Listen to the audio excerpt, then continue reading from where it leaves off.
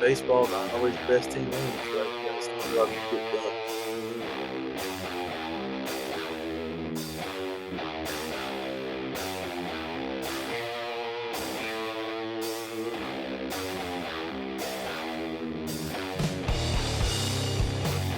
Hello, everyone. Welcome into the Red Earth Production Studios for this special edition of YBMcast, powered by Game 7 Baseball, game7baseball.com. Folks, it is playoff time. We're heading into district playoffs, and we're here to share that and our thoughts with you on the upcoming district play.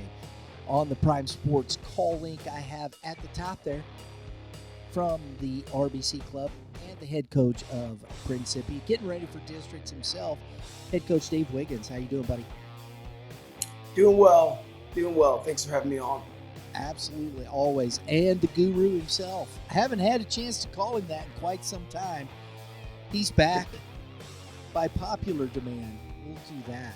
Kevin Moulder, what's going on, Kevin? Hey, not much. Looking forward to getting into the best time of the year right here. So excited. Last night we finished up our last live stream of Missouri high school baseball for the season, and it was like, man, did that just happen? I was like, we're done. We're in districts. It always seems to happen that way. Had a good one last night. Vianney beat St. Dominic 4-1 on our last game of the season there. First time I got to see Vianney play. Of course, they were Class 5 last year. St. Dominic Class 5 this year. So we'll get into those things, what we see. But we're going to start with District 1, jump right into it. Now, there's no official ranking up yet on the Misha website for District 1 and Class 5. So we're just going to have to go to the look at it here, guys. Bryce, what district is that? Who's in district, that? That is Central, Cape Central, DeSoto, Farmington, Festus, Hillsboro, and Poplar Bluff, and Sykeston. Can't forget Sykeston. I always kind of they're not in the mind's eye right there, and I shouldn't leave them out because they got a 500. I think they're above 500 actually. Yeah, 14-8. So there you go. Can't sleep on them as far as that's concerned. Cape Central, Farmington, Festus. I'm going to say, guys, that Festus is going to be the number 1 seed. Yes? Oh, I would think so. I actually saw two of these teams 2 days ago. I saw Festus versus DeSoto. And yeah, Festus having a pretty nice year and they have a good roster, good team, a lot of pitching depth.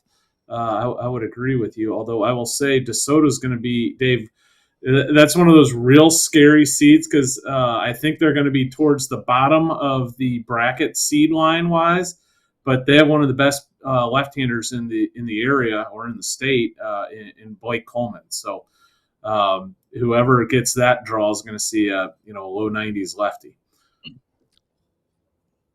It's gonna be how quickly can we get Blake out of the game? How quickly can we get his pitch count up so someone else has to pitch? Because he's electric, and he held Festus to 0 runs when you were there, Kev. So yeah, there's another extreme example of this we'll get into when we get to Class 6. This isn't even the craziest tough matchup, believe it or not. Yeah. I think. District 1, we've talked about District 1 a little bit with Class 6, but District 1 here, guys, Cape Central, they have good arms. They're a solid team. They've been up and down, still learning how to win a little bit, got some youth on their side, but they're not an easy out. Farmington, they're a good quality baseball team. Hillsboro, the same thing. You got to deal with the Partney boys. Poplar Bluff has had a good season, although they had an inexplicable loss to me. Yesterday, I think it was, I was like, man, that's a loss. I don't know if you're contending, if you want to be a contender, I think these are things when I see this, I go, you guys got to win that. Class 2 Portageville. It's Class 2. I understand. Portageville, though, is 24-8. It's a good baseball team. But I think if you're Poplar Bluff, that's a game you got to win. You got to show that you're capable of going down and beating a Class 2 team, even if it's a good quality Class 2 team, if you think you're a contender to get out of the district. Kevin, your this thoughts? week. Oh, go ahead, Oh, Dave. sorry. Go ahead. Go ahead, Dave. Go ahead. I think this week can be a little bit different sometimes. You have a lot of teams who have their senior nights, their senior days going on, so you don't really know, who those teams are playing roster-wise. You see some weird scores in the first 2 weeks of May just because coaches are shuffling rosters. Lots of seniors are getting time that might not have gotten time early on. But I don't disagree with you, Bri. Like, obviously, you don't want to lose to a Class 2 team if you want to be a contender in your district. Yeah. I was just about to say something very similar to Dave. I, take every box score with a grain of salt this week. Coaches are trying different things. You got a lot of senior days. You might be running a kid out there that you want to see how he does. You might need him when you get to that third game in district play. You might be backing off some of your main starting pitchers to kind of keep their pitch count low before the next week when you're going to have to get after them a little bit. So you're just trying different things, and the senior day thing is a real thing, especially in high school. So you take it with a grain of salt, in my opinion. All right, guys, start up there with you, Dave. District 1, since they're already not seeded, tell me what your seeds are there and who do you think's coming out, bro? Yeah, I got Festus 1. I think I've got Farmington 2 and Hillsborough 3. Those are my top 3. I don't know too much about the rest. Obviously, DeSoto is a sleeping giant with having Blake, throw that first game for them no matter what seed they are. Mm-hmm. Festus is just deep. Festus plays a stronger schedule than a lot of those other schools do. Blake's a stud, but Festus has Jackson Smith and Cale Schomburg and Jackson Imes. And offensively, I think they're quite a deal better up and down the lineup. Obviously Hillsborough's got some big bats with Max and Zach Partney and, Cooper Tripp swinging it really well and pitching well for Farmington. But Festus is still my pick to win that district. Kevin?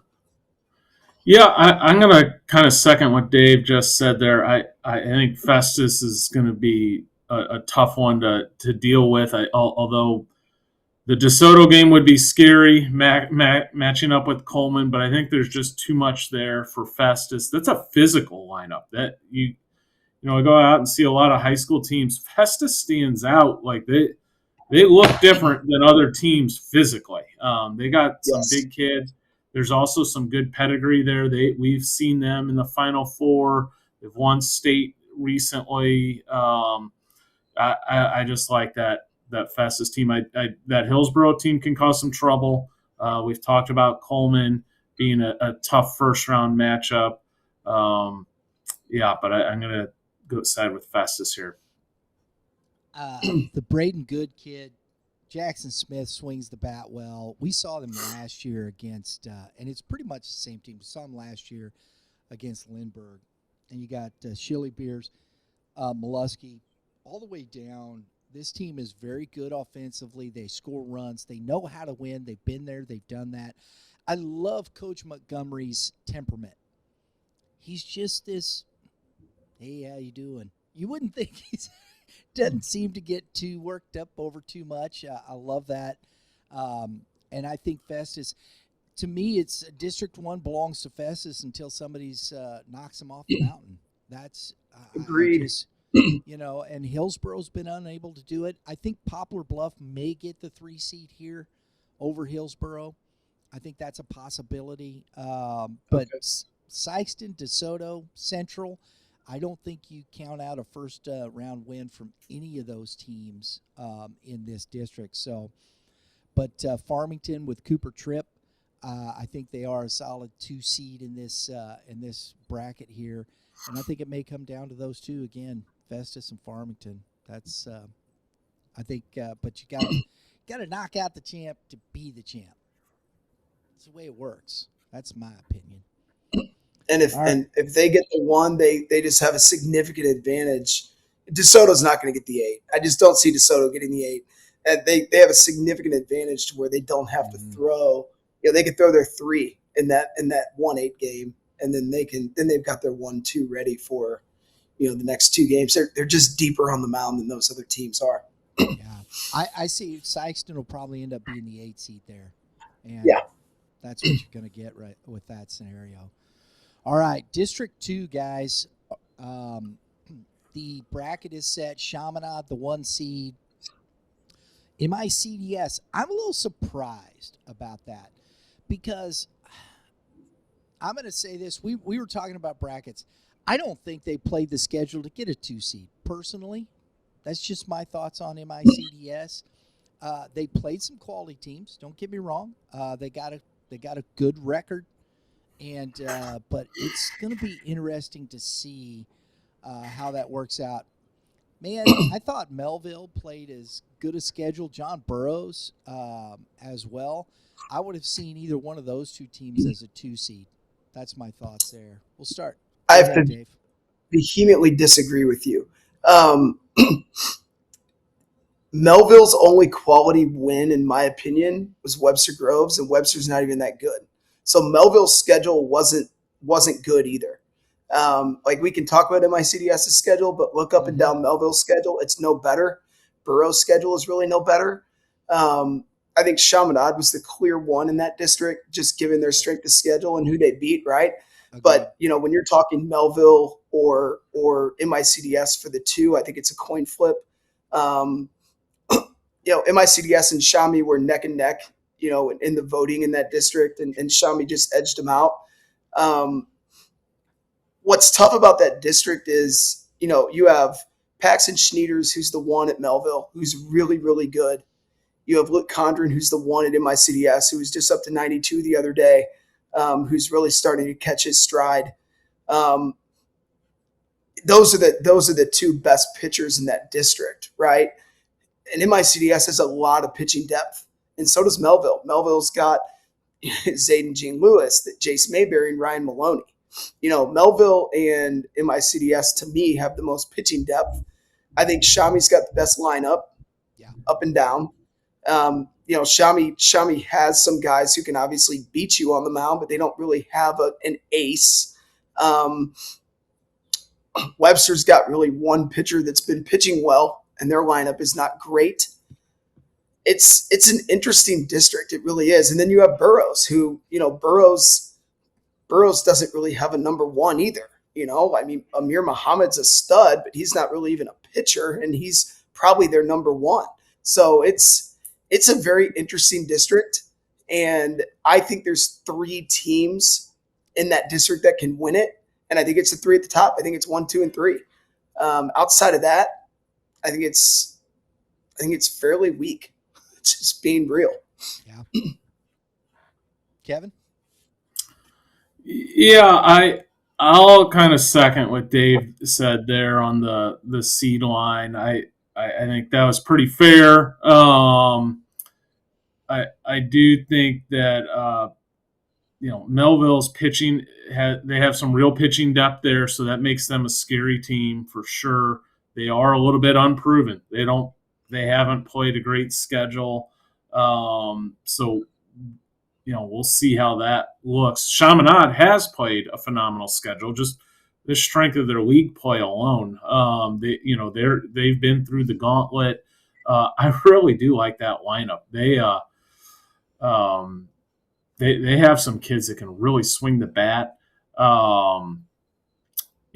Burroughs won't be an easy out for them, or Webster. Their second game will be a real game. I think that MICDS and Chaminade, have nice pass to the second round, and then it kind of gets tough, and Melville kind of has to play, 3 games, if you will. So that will make a difference. But I think Melville has probably the best pitching depth in that district, if full disclosure. So this one's going to be wild. I feel like if I would give 3 teams a 30% chance to win that, and then percentage points to the other teams, if I'm being real honest about it. So this is going to be one of the more interesting and fun districts to follow, especially from the semifinals on. Yeah. Yep. To your point, we're going to find out. I mean, because MICDS, Melville, whichever way that goes, they're going to end up playing each other if they get out of the first round. So we'll know from there. So it's kind of Windsor's not a layup for Melville, though. Like that's not like a agreed. Play to move on type thing. That is it's going to be a real baseball game. Windsor, their Windsor number one Imperial was 5-18 on the season. Yeah, their record's terrible, but their number one, Leakin Forchi, like he's good. He's a good pitcher. He's a low 80s arm who can spin it, and Melville's not a power offense by any means. Right. So it's like Kevin said, they're going to have to play 3 baseball games. So they've got Melville's got to come out and compete on the mound against this squad. And hope their offense can get them some runs to get through this one. And you figure, and you don't know for sure, but you figure it's probably either going to be Maloney or Gene Lewis, and they're going to hold Schneiders for that second round. You never know how that works out. No, you don't. And that's the tough thing. And these are decisions, I think when you're looking at this, there's the thing, and this is why this information you guys presenting, Windsor, you can't sleep on Windsor in the first round because of that arm. And they're going to throw that because they're going to get to that next round. If nothing else, that's a big win for them, right? Right. Absolutely. There you go. So Chaminade, we see here, there's this one's going to be, I think, pretty evenly matched here, folks. District 3. Now, here's one, guys, to me, that is one of the more interesting districts in the state, period. Summit at number 1. Union gets the 2, which I think that's pretty fair. Parkway Central at 3. I thought that was interesting. Smet 4. And I think that's probably due to their move at the end. They won a lot more baseball games. You got Borgia at 5, which I think Pacific probably should have been the 5 over Borgia. That's just my thoughts. Washington at 6, and Pacific at 7 right there. And then you got Parkway North at 8. I think there's clearly, Rockwood Summit is the guys here. They've been there, done that. They play probably, I think, one of the toughest schedules around. They're going to be hard to beat in this district. Kevin, you want to start, or Dave, you want to go? Sure. I would agree with you. This is one of the more interesting districts and also one of the most interesting seeded districts. Not necessarily that it's incorrect, just the MCC champion is the 4 seed. They are probably the most perplexing team in the state. They have a poor record, like in the grand scheme of things. Yeah. But they won one of the most respected conferences in the state. They beat Edwardsville, so they have an unbelievable out-of-state win. They have some phenomenal wins on their resume. They have some head-scratching losses on their resume. They've played inconsistent baseball. I would not be surprised. They've proven they can win this district. They have more than enough talent to win this district. You look at Washington has a big arm. Henry Vetter, I could absolutely see them winning game 1. And that's not, Parkway Central, we talked about them last year. They had a really young roster they played. It's come to fruition a little bit for them this year. They're winning baseball games. They got a good ball club, certainly. Union has some good pitching. This is in Rockwood Summit. It is legitimately a good team. They've been a team that's been fringy on our state rankings, like cracking the top 15. I like Rockwood Summit. They can hit. So this is a you take Parkway North out of the equation, like this is going to be a wild district, in my opinion, Dave. I'm with you. I'm excited for the Summit to Smet matchup. I'm curious if DeSmet is going to hold Ott for that and try to beat Borgia without throwing Ott, because Summit's throwing their one at them because they don't have to throw their one against Parkway North. And then I'm looking forward to watching the Vetter Parkway Central matchup. That's a tough 3 seed to get there, knowing that you've got to face a doggone Jacksonville State commit in your first round. And then Union's pitching depth they might have the most pitching depth of any school in that district. We went up and down the other day and looked at just the video game numbers that their starters are putting up. That's not a staff I'd want to run into in the playoffs at all. No. So yeah, this district is fun, and maybe the most impactful player in the entire district from an offensive standpoint is on Pacific in Colton Kasuth with 12 tanks. So this is a pretty cool district in a lot of different ways. And, that's a good rivalry game right there between Union and Pacific right off the bat, the 2-7. I mean, you're putting those two head to head, bang, and pitching, offense. Pacific still has some good pitching. That one, to me, I think that's a coin toss, because when you start putting rivals against each other and you got it right off the get, I don't want you. I don't want to lose to you, and I think that game right there could open up Parkway Central to the finals, depending. I think that's a real possibility. That's interesting to me in the seeding wise. So I do Union's pitching staff. When you look at it, it starts looking a lot like Eureka over there with those numbers.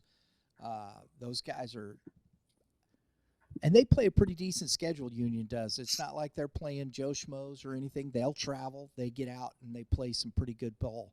But we've had Rockwood Summit right there in the top 3 pretty much through the whole season. They're going out playing really good baseball. We did get to see them. I think they're a solid team, although the game they lost to Marquette. It's close, but then they went the next day and beat them at their house. So there you go. Kev, who's your pick to win that district? Wow.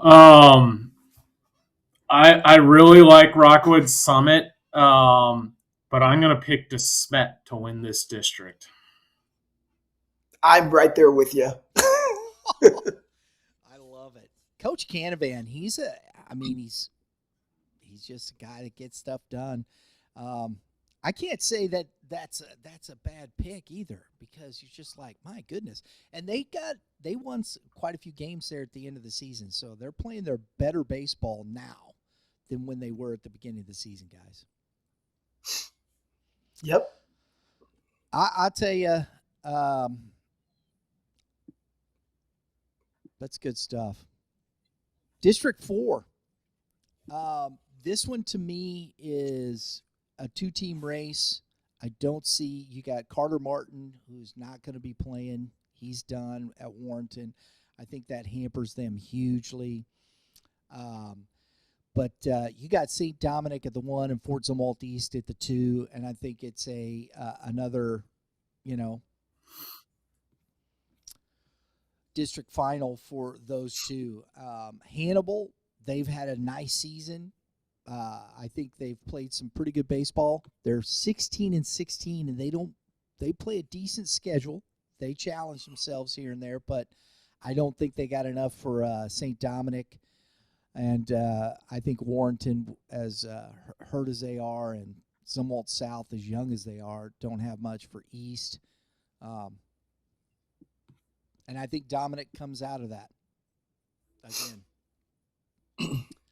Dave? I agree. It's a St. Dom Zumwalt East battle.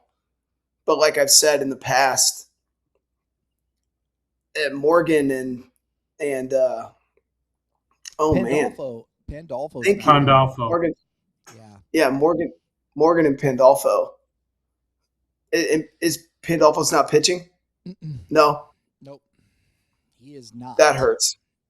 That So, and you know why? I haven't seen him in. Yeah, he's got an injury to his arm. I haven't seen him Okay. in the lineup either recently, and Oh. I pay attention to that. And I haven't seen him. He's not been swinging the bat either. So Pandolfo's not been a factor for East for the past couple weeks, and I think they've had to.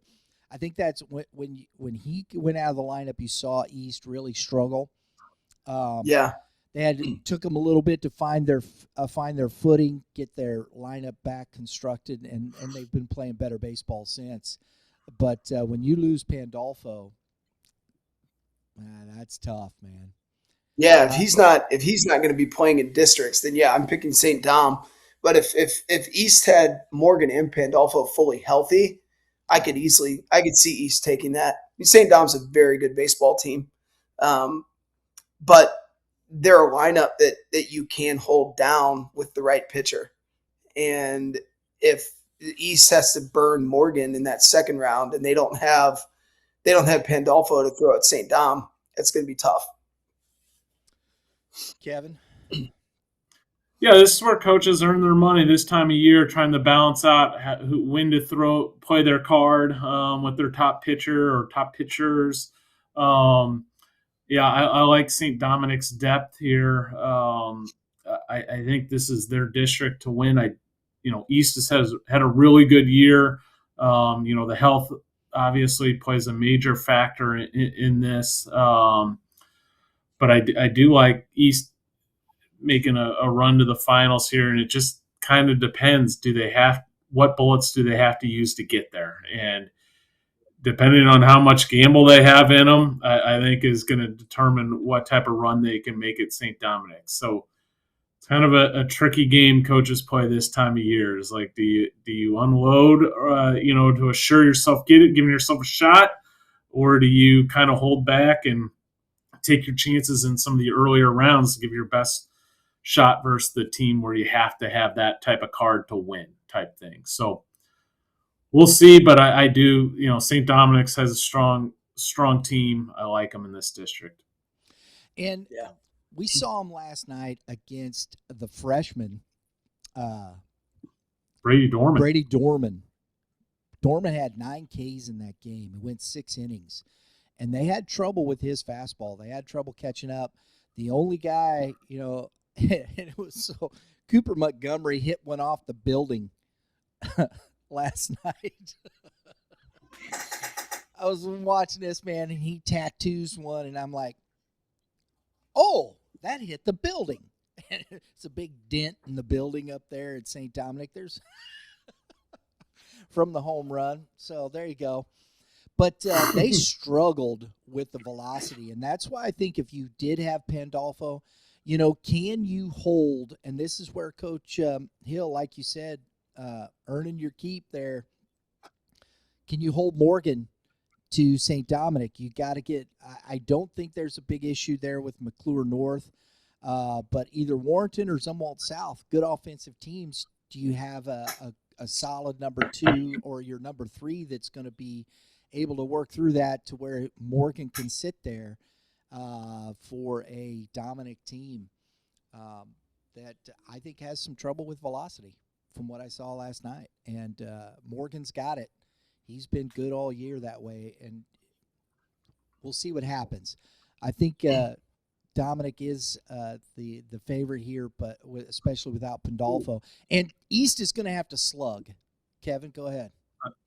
I was just going to jump in, and this is just a strong statement, so I understand that. They faced a ultra talented kid last night, and I know he was making his varsity debut, so this is going to be a little shocking. But Brady Dorman is not just a regular pitcher; he's one of the best freshmen in the country. and has high pitch ability, and is running it in the upper 80s already as a freshman. He is going to be a name that is going to be well known over the next few years in the area, and honestly beyond. So expect him to be a major Power 4 recruit. And last night was a little bit of his coming out party, on the varsity scene. It was fun to watch. We thought we were going to get Van Hook, but we got Dorman, and it was still fun. District 5, guys, heading to it. I was surprised. This one surprised me. And you talk about this is one that has one less team. This district has one less team than everybody. There's 7. And Marshfield gets the bye and the number 1 seed over Warrensburg, which I was kind of surprised by that. That's just me. Marshfield 1, Warrensburg 2. You got Father Tolton, which has played very well at towards the end of this season. I think that's a team to watch, and that's 3. And Jeff City is the 4 seed. Lebanon, awfully disappointing in this district at the 7, Camden 6, and Cap City 5. Kevin, I'll start with you down here. Does that surprise you with Marshfield being 1 seed? No, Warrensburg is good, but Marshfield they're hot. They've won 13 of 14 games, and they have some big-time wins. They got wins over Glendale, Logan Rogersville. They've played a pretty good schedule and have some nice wins. So I'm not shocked by it, although to take nothing away from Warrensburg. It's one of those, Dave and I were talking before, I know a couple of these seedings came down to coin flips. I'll grant you this one was a close one, but I can't say that I'm surprised that Marshfield was the one. Maybe wouldn't have been shocked if Warrensburg got it, but I think Marshfield is deserving of the one in this situation. Dave? Yeah, I can't disagree. Kevin knows a little bit more about these area schools than I do. Marshfield plays a tough schedule. Yeah. Kevin, the one surprise in this district, and this is not a call out of their spot in the seeding, I am surprised to see Lebanon in this position that they've put themselves in. They have a really talented roster, couple big-time recruits on their team with Beckett York and Landon Klee. But it hadn't happened for them this year. We've seen teams struggle sometimes in the regular season and then, make a little noise when they, in the postseason. They have ability, they have talent. I wouldn't necessarily be thrilled about playing them early. Not saying they can make a run in this thing, but they do have some more than capable talent on that roster. Cole Milliken, they have too. 3 Division I hitters on one roster, and they're 10 and 22, and they must have no pitching whatsoever. Like I can't fathom it, because when Klee transferred to Lebanon, they're thinking, wow, they just got even better.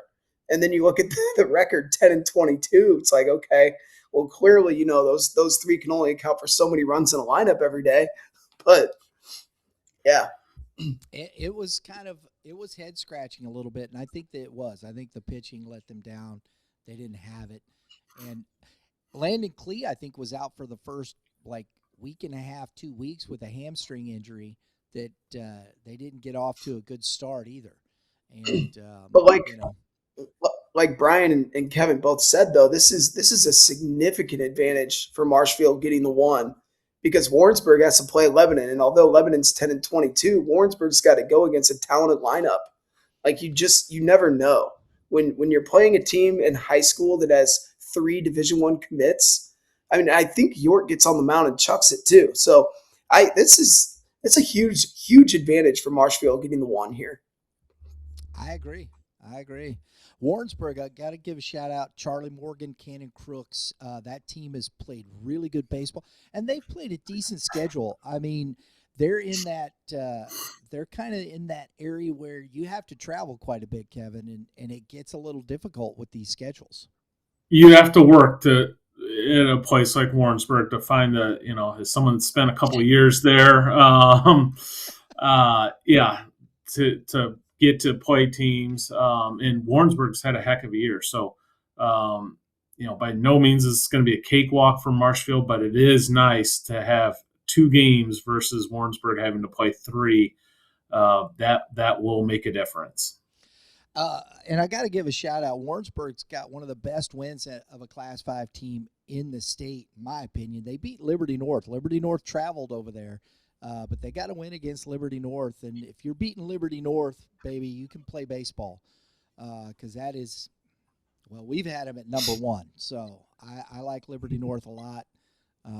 Father Tolton is one that I think is interesting, and you can't sleep on in this one. I think as well as they've been playing in the back half of this season, they could win this. I think they could win this district, guys. I don't. I'm sorry. There you go.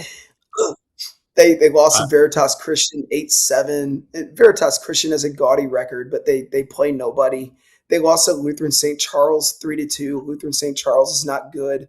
I don't see it at all. I see Marshfield and Warrensburg duking it out. I'd agree with Dave in this one. The only interesting piece here is Capital City has Chase Stieferman. I would think they would need him versus Jeff City, and that's also a rivalry game. But I think there's too much firepower with Warrensburg and Marshfield. I would look for one of those. Father Tolton, won a state championship a year ago. Really good team. Camdenton has been strong in years past, but I think right now it's Warrensburg and Marshfield's time. I thought Stieferman's not pitching this year. He hadn't pitched at all, as far as I understand. Okay. Is he just hitting? He's just hitting, yeah. So they don't have him on the mound. And it is unfortunate. But I heard that actually at the beginning of the season. It's the first time I've repeated that. But you go to his stats, and he's not pitching. He's just swinging the bat. So that's a big arm for them. And I think he had some trouble with it, so they just, err on the side of caution, that kind of thing. Because isn't he going to Mizzou, Kevin? Yes. He is. Yeah. And I give credit to what you said a little bit as I look. I mean, they did beat Union. They had a nice stretch. It's the back half of the season they played better. So yeah, they have. Only a 6-5 loss to Marshfield. So it's it'll be a competitive district. That's good.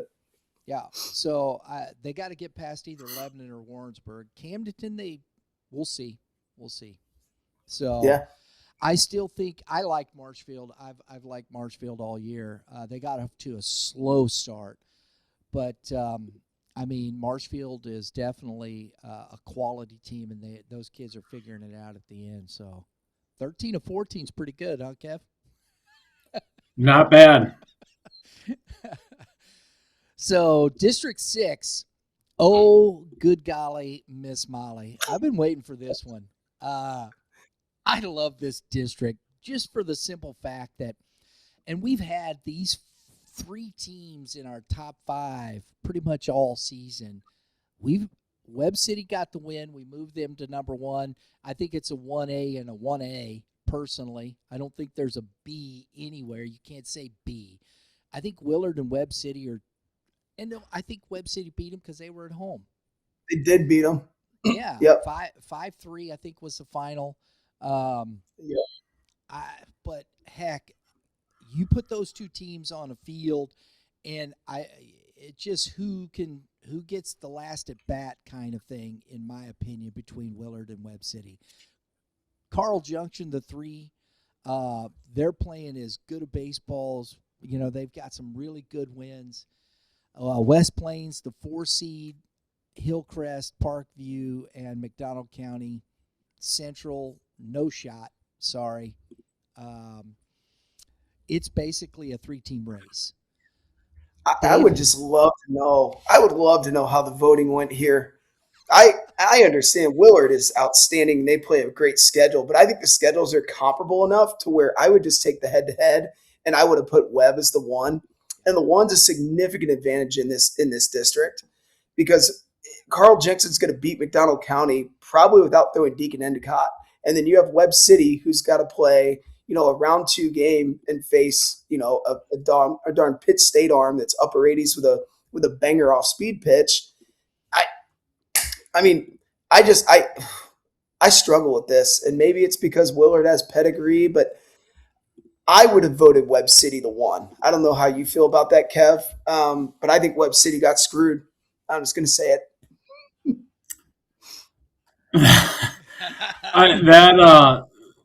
That's a highly competitive district. Now, I can't. I don't know all the details. I will say in our state rankings, I have Willard ahead of Webb City, but that doesn't necessarily mean that should be the case in a bracket rankings there. Webb City's had a great year. I know they have the better record. Willard has played Murderers Row. I saw them in the Columbia tournament. I really like Willard. I really like Webb City. I've seen them play before as well. Well-coached baseball team. Everything Dave just said about Carl Junction and Deacon Endicott is 100% accurate. The 1 seed has a massive advantage in this district, and that could honestly just be the difference in winning the district. If you put, Carl Junction is the 1 seed in Webb City and Willard had to play as the 2-3, that might give Carl Junction the edge. If Webb City was the 1, you know what I'm saying? So it's the seeding makes a huge difference in a situation like this in particular. Absolutely. Can we honestly say that Willard played a tougher schedule? Like, I'm looking at it right now. I can't honestly say that. I mean, Webb City had to play Liberty and Liberty North. They beat Liberty. No, they've played some good ones. They beat the Brakes of Hayesville, who Willard just beat. I struggle with this. I do. Yeah, it's tough. They've both played good schedules. Willard has a little out-of-state stuff with Blue Valley, Logan Rogersville, the Columbia tournament. They played some good teams, certainly, but so has Webb City. So I understand your point, and it's I can only imagine like Webb beating Willard and thinking, okay, we beat them. We play a comparable schedule. Like we've got the 1 over them. We've got the 2 over them. If CJ got the 1, and then for that to happen, I gotta know. It's like, this is Coach McGee's last year. Let's give him the 1 seed. I know that didn't happen. But like, part of me wonders how did this happen? I don't know, man. That's tough. Maybe it was a coin flip. Maybe they had to flip a coin. And that's kind of the cool thing about being closed door, Zoom meeting or whatever. We don't know. We're just sitting here speculating, And give both coaches credit. I love this is why the debate is so real in what we're looking at. I put Webb City at number 1 when they beat Willard because of that, because of what Dave is saying. The schedules are comparable. Webb City has fantastic wins. Willard had to travel to Webb City. It's a conference game. That's a conference game. That's COC. Webb City. Who won the COC? Believe it was Nixa. I'd have to go back and look, but don't quote me on that. But you have the 2 sides. You have the East and the West. So I'd have to go look, and I didn't look before we did this. So here's a safe comment. Carl Junction might be the strongest number 3 in the state. They're 25 and 9. Yes. You guys can sort the other part out. I'll just stick on my high ground of Carl Junction is the best 3 seed in the state. That's the highly political answer right there. What's wild? What's absolutely wild is those 3 teams, if they were in different districts, could see each other in the Final Four. That's how good that district is. Yes. Yes, I was just about to say that a different way. Carl Junction could be the 1 seed in so many other districts, and I do like the winner of this district to, make a good run at the state championship. Yep. Probably even be the favorite. Yeah. Oh, most definitely. All right. District 7, quite possibly the weakest district I've ever seen. Oh, wow. No offense to these teams, but good golly, Summit Christian, why don't you just put them in the quarterfinals? That's as simple as it gets. Ruskin, Raytown South, William Chrisman, Van Horn, Grandview, and Belton.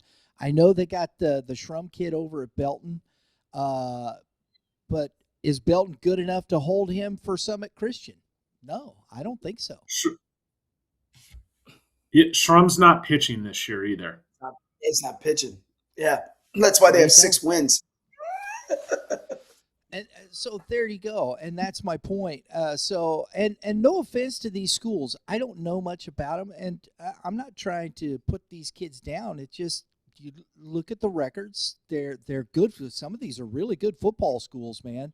And I'm not, as far as that's concerned, basketball and whatnot, they're just not good baseball programs. And Summit Christian, who moved up in class to 5 from last year.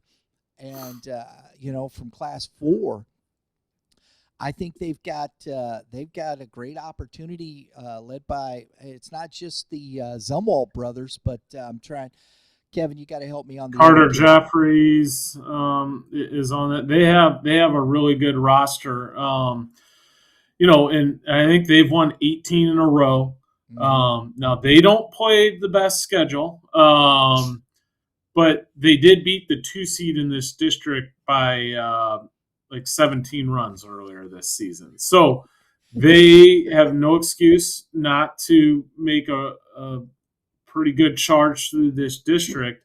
And this would be, in my opinion, the main competition for that Willard, Webb City, Carl Junction district. And hopefully I assume they don't meet in the sectionals. Hopefully that would be even a tougher draw, but this Summit Christian team, I'm sorry, do we know how the next round shakes out? Do we know what the matchups are? 7-8. This is 7-8. It's 7-8 quarters. 7-8. Oh, so it'd be like, okay, well, shoot, that's that's tough. We're gonna roll right over to that here. Sorry. Because hey, look, let's just say Summit Christian's gonna get out of this one. We'll come back. Give a little shout out to some of these kids though, because that's some really quality baseball players, Kevin. Well, yeah, the Zumwalt brothers, are a special group. Brooks, the senior, heading to Pittsburgh University. Super talented right-handed hitter. His brother Keelan is one of the top prospects in the 2028 class, and we've talked about how that 28 class is absolutely loaded, and he clearly stands above those kids. And then Carter Jeffries behind the plate, going to Xavier. So loaded roster, and I'm selling them a little bit short as well. They got a lot of depth there, so that will be a fun team. And selfishly, I'm hoping they can. I'm not necessarily rooting, but I hope they can make a run at the Final Four. Would love to see those guys in Springfield. That would be entertaining roster to watch. Absolutely. So here we go. District 8. Here's another one. This one to me is going to be very interesting. I've seen both top seeds in this bracket. We got to see Kearney and Springfield at the Red and Blue Festival. I think it was that you talked about. I can't remember the team you talked about. Oh, it was Festus. When you see him get off the bus, big physical. That's Kearney. My goodness, that is a big physical team. They crush the baseball. They've got guys. They started playing their best baseball in the second half of the season. I like the Bulldogs a lot. I think they're clearly the number one. Platte County at 2 has had their scuffles. We've seen them. Still a good baseball game. McLaughlin is a dude. They are definitely missing the 2 guys from last year, and was it Brooks Hall and of course the Rocco Marriott. Marriott. And I think it'd be a different story if those 2 were there in the lineup. They just had to, got some younger guys playing there. But don't sleep on Platte. That's just a really good program. They do that well. Into 3, St. Pius X, quality, and Winnetonka gets the 4. I liked it. We've had Winnetonka in our top 20 all season, albeit at the bottom, but they're winning good ball games. They're winning. They maybe not play as tough a schedule, but they've had some good wins. Smithville at 5, East. You got Lincoln Prep at 6. I think the bottom, like 3 or 4. Not going to be tough. I could see Smithville, though, beating Winnetonka. That could happen in that respect. But, Dave, have you what do you know about these guys here on the Kansas City side? Yeah, I mean, Kearney, like you said, physical, can pound the baseball. There's a reason they're the 1 seed. They have Cam Taylor. Is Cam pitching for them, or has he been shut down like every other pro prospect, Kev? No, he's pitching. Okay, that's good. That's good. It's good when we let these kids pitch for their hometown high schools and stay focused on what matters right now. I digress. No, that's cool. Good for them. Cam on the bump is obviously electric. But they're the best player, in my opinion, in that entire district is Brendan McLaughlin. He can do it all. Like he can flat out swing the bat. He's great on the mound. He's uber athletic. Headed to Oral Roberts. I think it's Smithville's not bad either. But I think if I'm picking my 2 picks are between Kearney, Platte, and I think St. Pius X has a chance, but they got to beat Platte in that second round. And that's going to be tough. That district to me seems kind of up in the air. Kevin? Yeah, I think that's a fair assessment. I like Kearney a lot. I think they're good. I've seen Platte, and there's something about them that makes me think they can make another run. Obviously, they won state last year, and there is something about having that championship experience and pedigree. I have them being a tough out. They're going to have to balance out when do they play their card. When do they throw McLaughlin? Now the complicating matter in this is he's also their shortstop. So. But I do like Platte is they have that ultimate trump card there to play. We'll see when he throws, but Kearney's certainly a good team, and it wouldn't shock me. Although I'm picking Platte, Kearney could absolutely win the whole thing too. So it's you got some really good players in this bracket here. Kevin, I think it would be interesting. You get Kearney out of this with Summit Christian in that 7-8 matchup in the quarters, best of 3. I think you see a slugfest. Oh yeah, right. I that would be yes, some gorilla ball.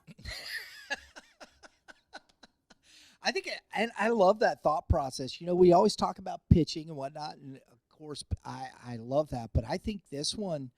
You just might end up, it'd be an offensive show in my estimation between what I've seen of Kearney and then what I know of Summit Christian. I think that would be fun. I agree, don't sleep on Platte County, but that would be fun. That's just in my thoughts. So there you go. All right, folks, that's Class 5. Okay, just to recap. So we're going to see a quarterfinals between District 1 and District 2. District 1, I think Festus, until somebody knocks him out, is going to be taking on, I think Chaminade gets out of that. That's what I think. District 3. Whew, I can't bet against Rockwood Summit, even though I know the other guys picked Smet. Facing off against my my Homer side. I'm going to take East. That's the Homer in me, guys. You know that. 5 and 6. You know what? I'm going to take Morgan and Crooks to come out of that. Warrensburg's been playing good baseball all year. I think they got a chip on their shoulder. I'm going to take Warrensburg facing off against, just because I think that team, and they rally around that. You've got it's Coach McGee's last season as a head coach. Kudos to Coach McGee. We've got a few of them dropping out this year. You got Coach Bear, his swan song at Blue Springs South. You got Coach McElliott leaving at Blue Springs. These are dudes, man, in coaching in the state of Missouri. And I think that team's going to put it on for Coach McGee. I think Willard comes out of that. Even though I think I wouldn't surprise me if Webb City, but I think you got a Warrensburg-Willard matchup there, 7 and 8. I want to see the slugfest in Summit Christian and Kearney. That's what I think, guys. Thoughts finishing out here? Kevin, start with you. No, this is going to be fun to take it in over the next week, and we've clearly laid it out. There's going to be some highly competitive districts, and I'm already looking forward to getting out and seeing some of these games. And this isn't always the case in district or in Class 5, but this year I feel like it's super talented. And there's a lot of high-end baseball teams and a lot of high-end baseball players in this class this year. Absolutely. Dave, final thoughts? Yeah. You're just looking at some ultra-competitive districts. A lot of really good baseball ahead. A lot of coin flip districts. I mean, of the 8, I think there's maybe 2 or 3 that we're like really confident on who we pick winning. I mean, Carl Junction could very well come out of their district. DeSmet's a 4 seed. They could come out of their district. I'm just excited to see some upsets because it's going to happen. It's tournament time, and who's going to get hot at the right time. So should be a lot of fun. Absolutely. Folks, appreciate you joining in on the conversation. Comment below. Let us know what you think.